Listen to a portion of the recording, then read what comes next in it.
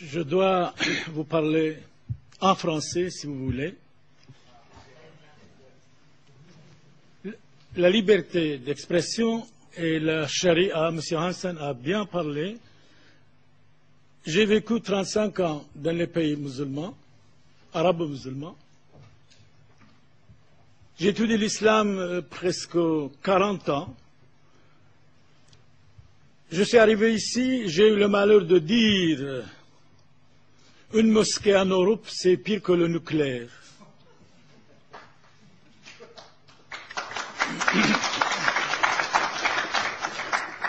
J'ai eu le malheur de dire aussi un enfant musulman bien islamisé, c'est une bombe à retardement contre les petits enfants européens.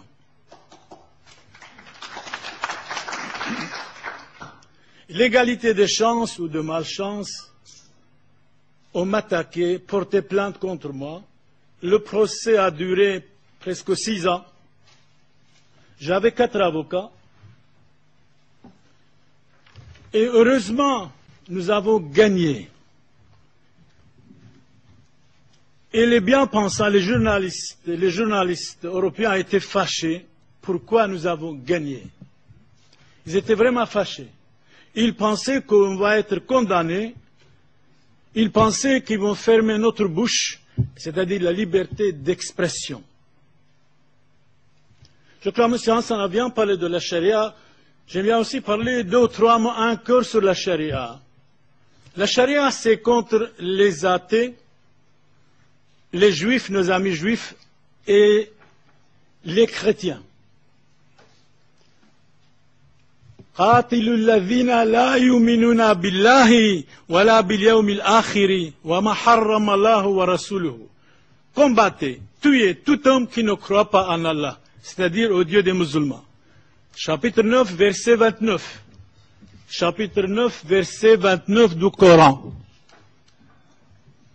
En ce qui concerne nos amis juifs, le Coran dit, chapitre 31, verset 61, ça, c'est la charia. Qu'ils soient maudits, tuez-les partout où vous les trouverez impitoyablement. En ce qui concerne les malheureux chrétiens, sont des infidèles. Lorsque vous les rencontrez, ou bien tuez-les à point d'en faire un grand carnage. Chapitre 47, verset 4 du Coran. Et ça, c'est aussi la charia. Les paroles de Mahomet, les hadiths. Merci. J'ai étudié l'islam, franchement, pendant 40 ans.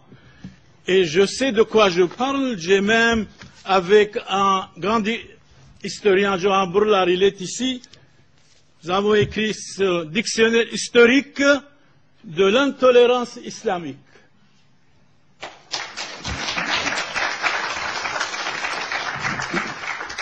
2000 pages. Donc 2000 pages.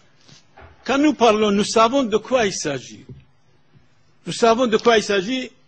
Batiaor, que nous aimons beaucoup, elle a écrit dans cette préface de ce livre extraordinaire dont on a étudié plusieurs années, Batiaor nous dit, témoignage de Batiaor pour le monseigneur Père Samuel Boniface.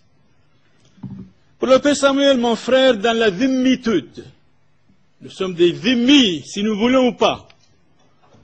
Mon frère, dans la dhimmitude, qui a ressenti, expérimenté, étudié les souffrances de la dhimmitude et n'a pas eu peur d'en parler au nom des persécutés. Avec mes remerciements pour sa défense courageuse d'Israël, nous aimons Israël. Seul pays démocratique en Orient, que les chrétiens ne sont pas assassinés, que les chrétiens sont libres, tandis que dans tous les autres pays islamiques, les chrétiens n'ont pas la liberté même de vivre d'expression, souvent sont massacrés, insultés, calomniés. Et je peux vous dire, 42 personnes dans ma famille ont été assassinés en 1915. Voilà la tolérance islamique. Nos Dans l'islam, il n'est pas ni paix, ni amour, ni la tolérance. C'est la haine des autres, mais nous devons les aimer. Comme des êtres humains, nous devons les aimer. C'est normal. C'est absolument, c'est normal. Et ici, il y a quelque chose de très intéressant aussi pour notre ami Littmann. En 2010, il y a 400 ans, j'ai rencontré, il a dit, au nom de Shema Israël, priez sur ma tête. J'ai imposé la main sur sa tête, et c'est vrai, il est venu chez moi à la Sainte Messe, c'est catholique, en latin et en français, en araméen, et il a dit, le Père Samuel a allongé ma vie pendant 4 ans.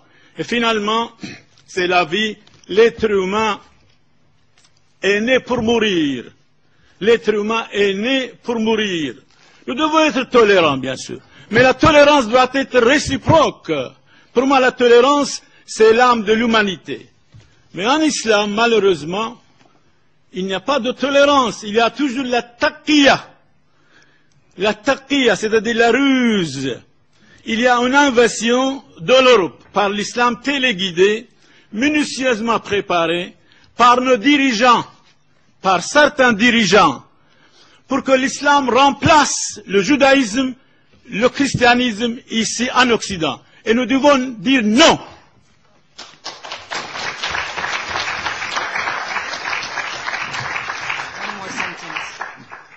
One more sentence. You need to finish very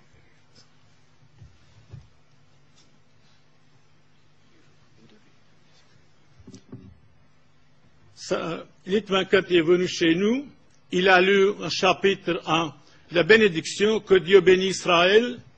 Et je lui ai dit, Jésus a dit dans l'Évangile, chapitre 4, verset 22, le salut vient des Juifs. Jésus-Christ a dit dans l'Évangile Saint Jean. Voilà, Beth Yaor, de notre côté, Littmann, à notre côté, et il va lire, malheureusement, il n'y a pas de voix. Il était enchanté, et j'ai parlé gloire au peuple d'Israël. Un État démocratique en Orient au milieu de 300 millions de musulmans. C'est énorme.